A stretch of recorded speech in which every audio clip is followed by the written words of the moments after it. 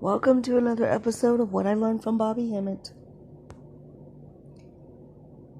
I don't know why. No, you know what? I want to retract. You should never say, I don't know why. Because you do know why. You don't want to negate your own knowledge or put doubt on yourself and your thinking. But this Kanye thing, I'm focused on it a lot, even if it's just a few people able to listen, although it should be a lot more, because Kanye is front and center in news. So if I'm attached to other videos that are talking about it, there should be more views than that. And the interesting thing is that the only time I got a lot of views was when I spoke about Tracy Braxton. And I'm always looking at YouTube, like in the middle of the night and everything. So I can see the videos that get posted on the West Coast as soon as they get posted, because I just happen to be up. So while other people are asleep, I just happen to be seeing the video, like, be the first person to even reply on the video. I got a lot of views for that. Excuse me. But the Kanye videos that I'm making, there's a reason why they are not getting the views. Same with Will Smith. Now, Will Smith was like just, I can't even make a comparison. Will Smith was an outrageous outrage in Hollywood. And, you know, that fake slap that everybody believes, or that at least there's enough paid agents to write comments to make it seem like the American people believed in that. Maybe they did. A lot of people did believe in that, but, you know, people that are awake, knew that was a fraud. But anyway, let's listen to something related to Kanye. All of our entertainers, see, we have the talent. They have the expertise. They attach themselves to our talent. They are the managers, the agents, and they are the accountants. And that's why our black artists loved fame and got fame, but died poor, because somebody else got their money, sent their children to the finest schools, and are able to continue to rule, while you pass on nothing to your children but the legacy of your fame and nothing else. But today, they've developed a new strategy. Let's make our Negroes rich. A new strategy. The old strategy was let them die broke. Or they take you, when you first start singing, you're in what they call the chitlin circuit. Y'all know about that? And then as you get famous in the chitlin circuit, they finally put you in a supper club and you cross over and you get new management, and then they take you to after parties and you meet a beautiful white girl. Did I say something wrong? And the next thing you know, you've ditched your black wife and have you a white one. And when you die, like poor Gary Coleman, here's a woman pulled the plug the first day. Don't stay, you might come back out. This nigga's worth more to me dead. Pull the plug. Poor Tiger.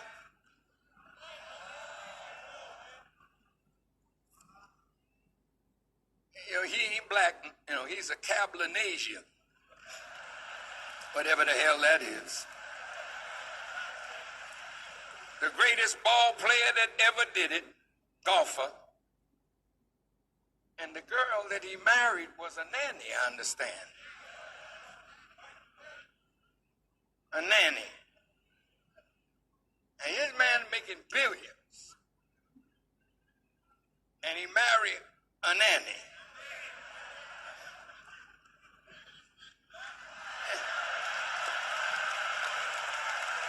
They're showing the picture.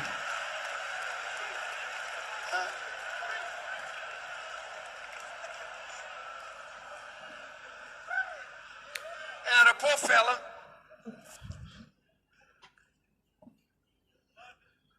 Now, she's rich for the rest of her life. And with got her the kids beautiful too. mulatto children. And now he's struggling to hit the ball right.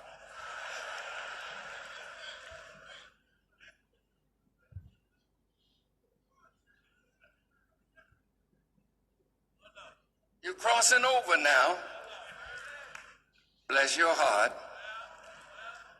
But the money goes back to them. Now, they have my brother, Russell Simmons. He wrote a beautiful piece on black-Jewish relations. And I'm here to tell you, no black man or woman becomes a multi-millionaire without friendship in the Jewish community. I'll prove it in a minute. Did you know, I'll get back to, oh Lord, there's so much to give you, but I can't do it all. Did you know that nearly all prominent Negro actors and musicians have or had Jewish sponsors and managers?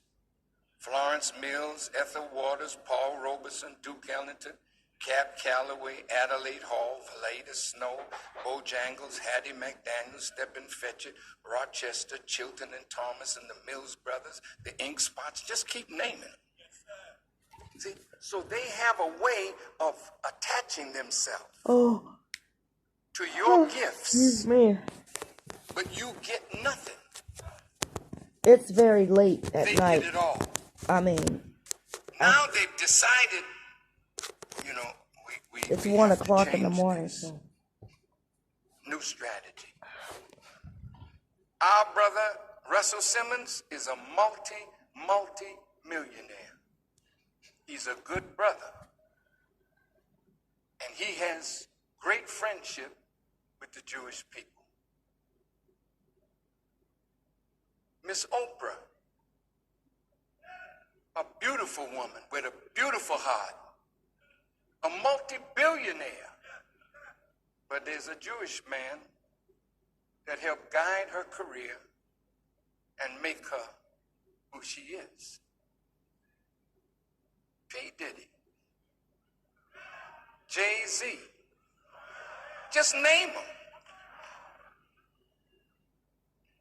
Even in hip-hop, Jews manage most of the black hip-hop artists.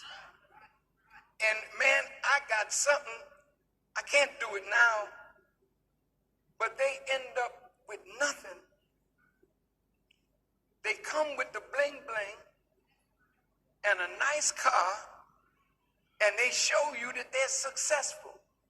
But if you could see the breakdown of the record deals, they end up with nothing. As I said in my lecture, The Crucifixion of Michael Jackson, he was asset rich and cash poor. So if you're going to sell your assets, then you can get liquid. If you don't... All right, I am going to have to interject here.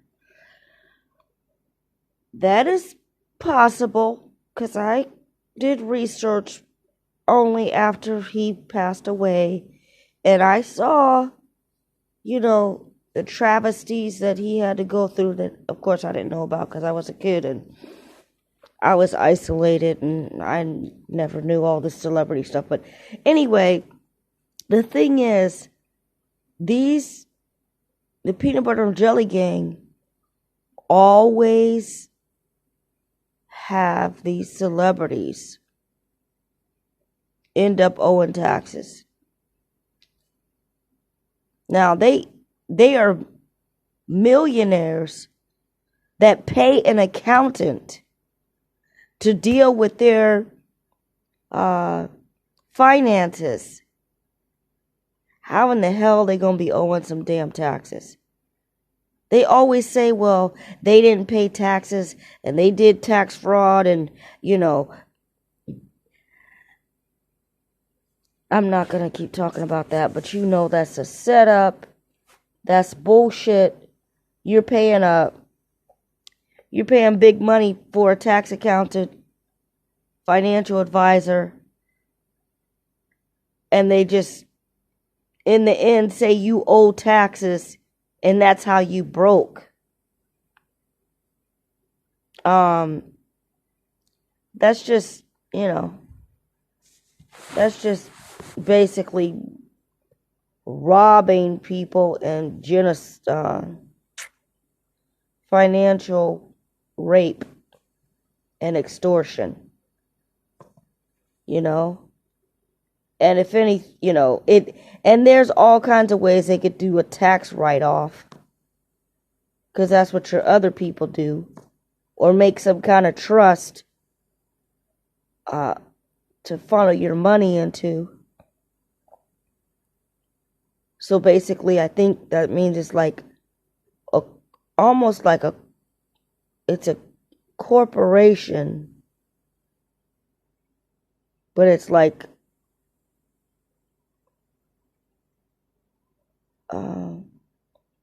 I don't even know how to say what a trust is.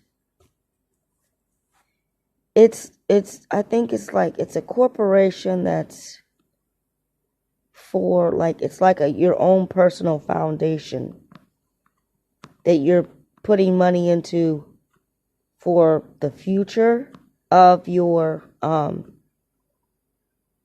lineage, basically. Like, it's kind of like a non-profit almost. It's your own personal non-profit. I don't have time to look it up, but let's finish listening to the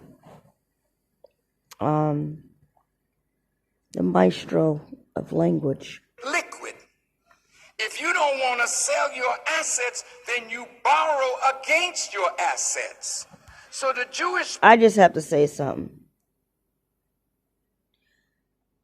There is no effing way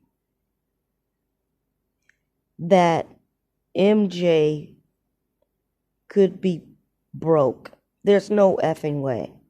Because this guy was a global... And sometimes I don't like to use words that we hear a lot, but he was a global god. There's no black person that has this kind of worldwide fame anymore.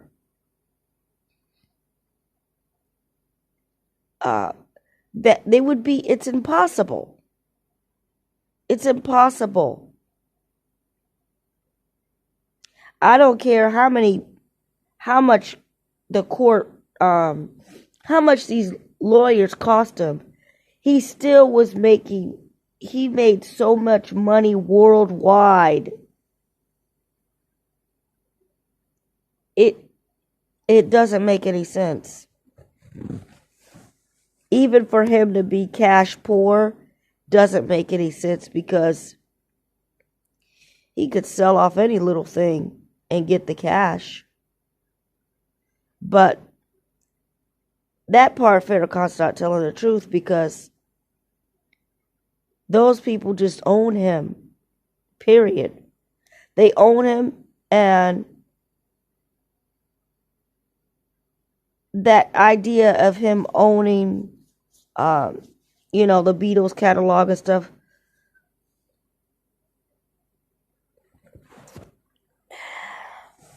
that was all in the plan anyway, because they're just gonna yank it right back after your DEATH or MURDER. Let's finish. The maestro of language. Against your assets. So the Jewish person with money was always there to loan Michael money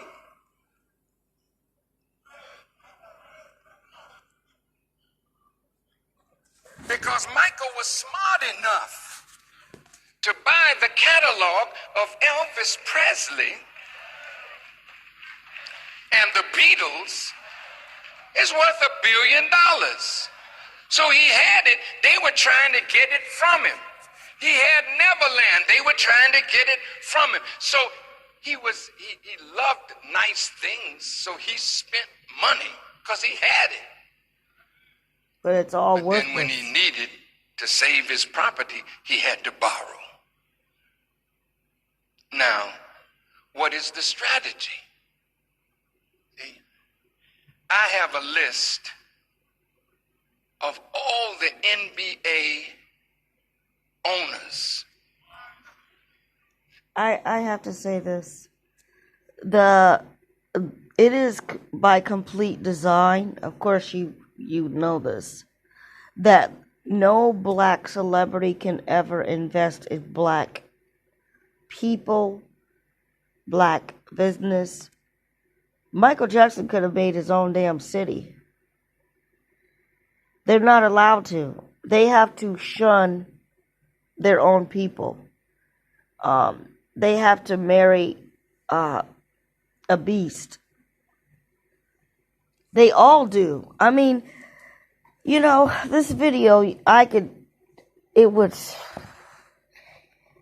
show a lot of photos, but it would take a long time to research the photos that would show you the examples of what we're talking about.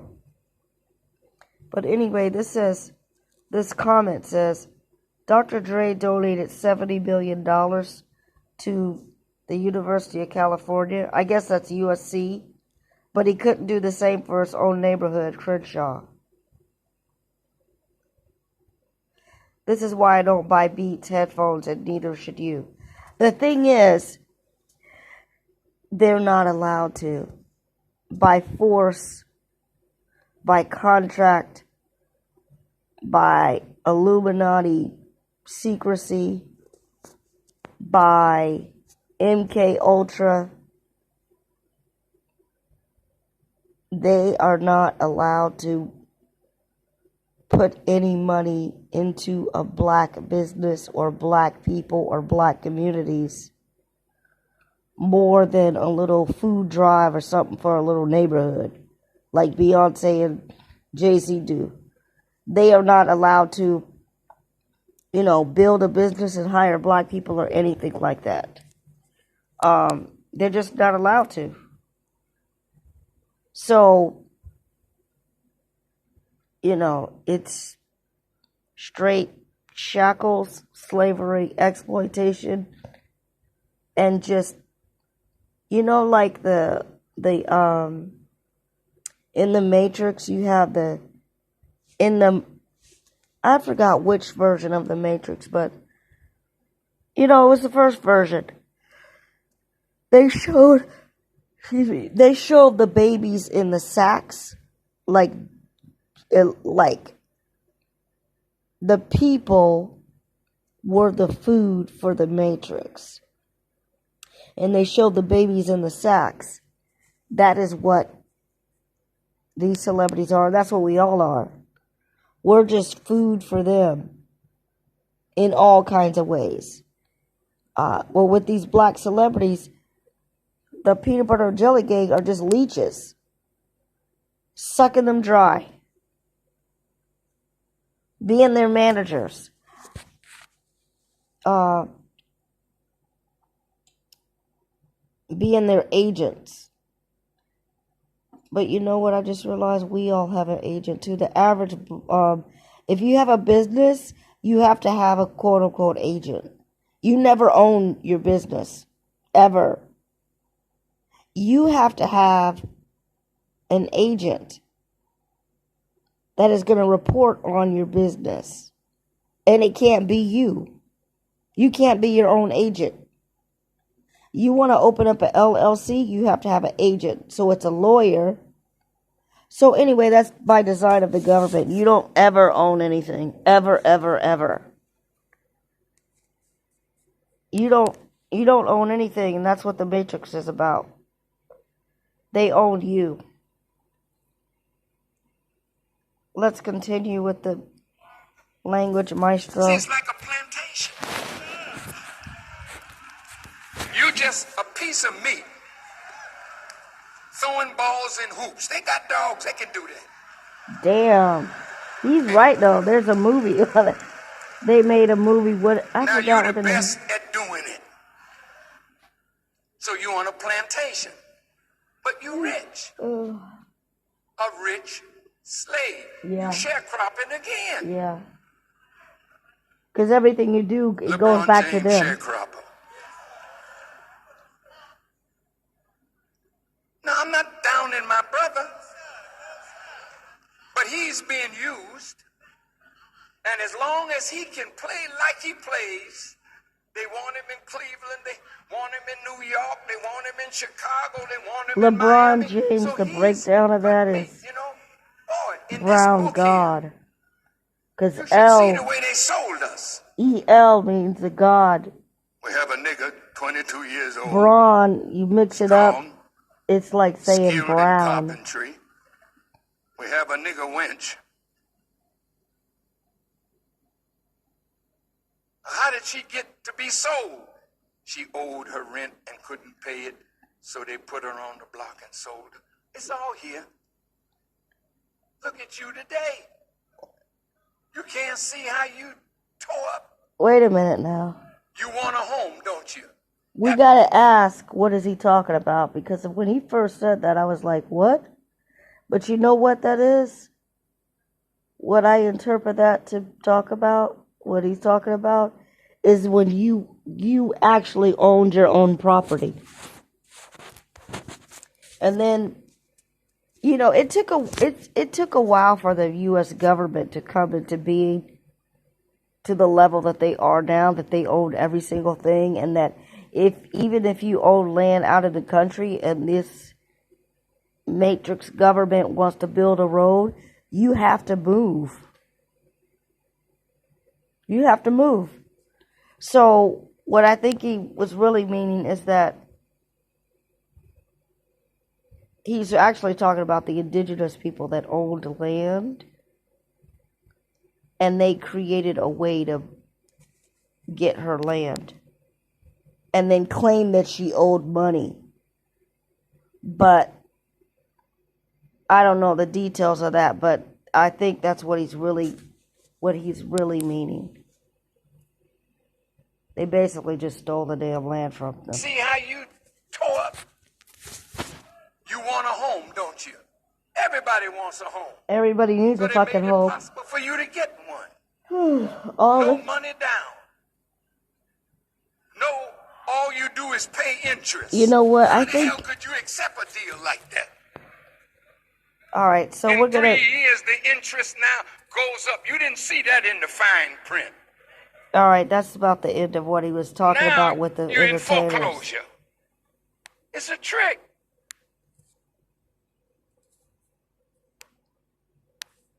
Wall Street.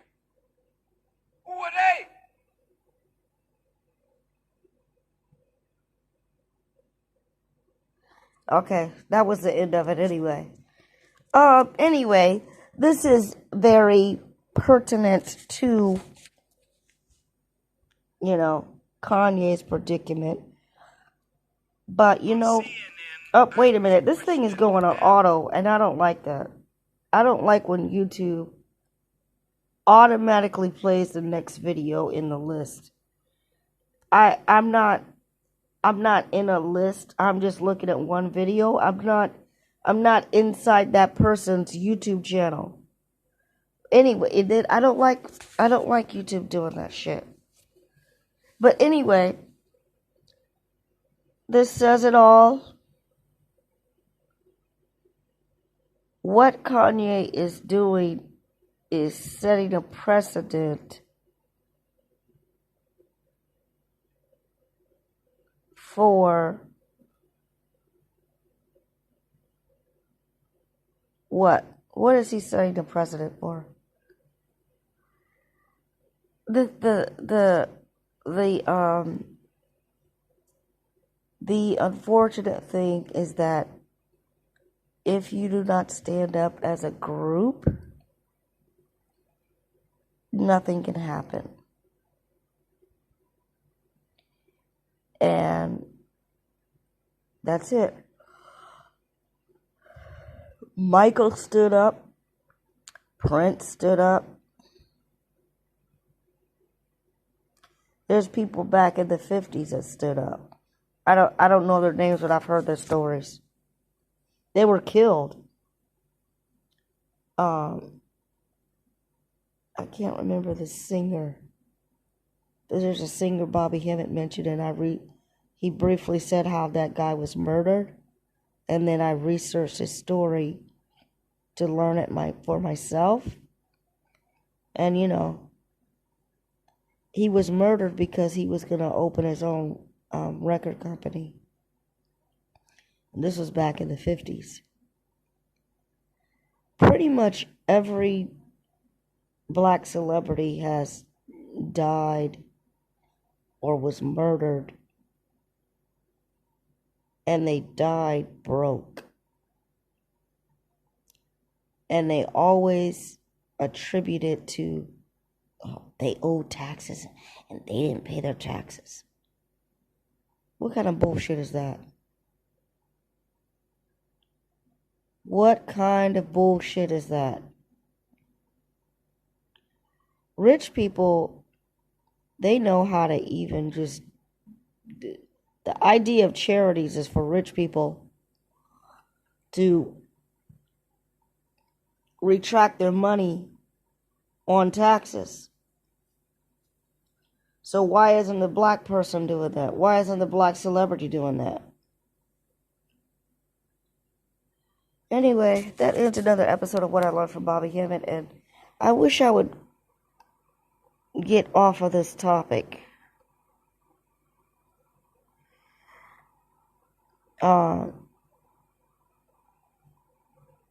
I wish I would.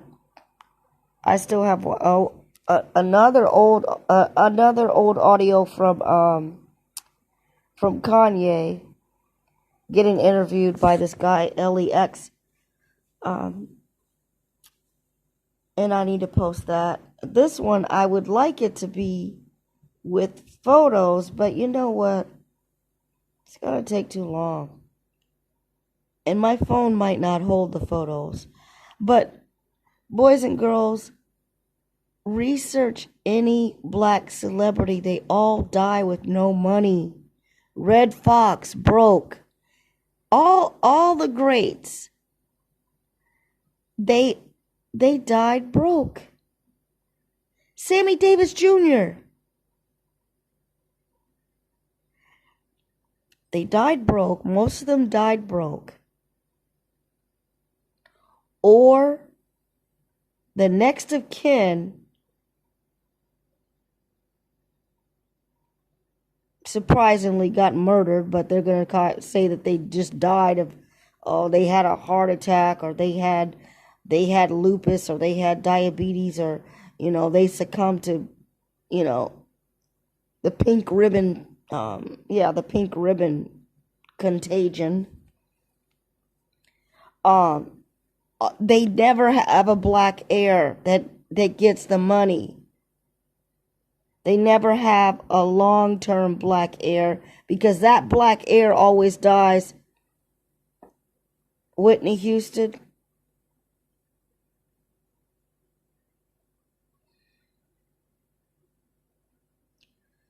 Michael Jackson's legacy is in the hands of hybrid people right now. And they will change the history. Michael Jackson in the future will be known as a white person.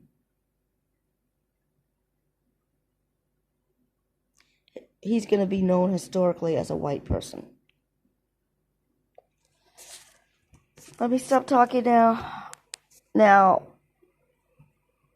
all thanks to Bobby Hemmett, and may you awaken may you increase in consciousness so that your soul that knows the ancient knowledge, the Egyptian knowledge, the Egyptian deities, the unfolding of the universe, the science of the universe, may that soul awaken and think destruction upon this beast, and know that this world is completely meaningless, and that you are the sleeping Buddha, that you need to wake up from this dream, the matrix. Know that the entire thing is a lie of fraud and enslavement. But you need to know who is doing that, and you need to know your own inner power through your ancestors and through the knowledge of Egyptian deities, which are energies, principles of energies that govern the universe, and that you basically are a mental wizard. Because whatever you think affects reality, and it can manifest in the material world. Your thinking destruction upon the beast brings it on faster.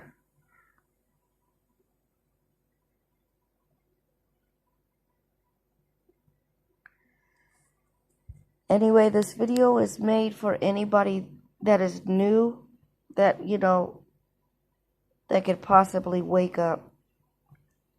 So that ends another episode of what I learned from Bobby Hemmett. The end. But you know what? I gotta say something else. I want to say something, like I said, for new people. Okay, that's kind of why I'm making some of these videos. I'm talking about the mundane Kanye stuff, the material world, for people that are new, that never heard about Bobby Hemmett, and maybe it could stimulate you. But I want to just do this quick decoding. Farakan, number one, that's not his name. That's his celebrity stage name. They always give the celebrities an ancient Egyptian name. And Egypt is only the remnant left of the God knowledge of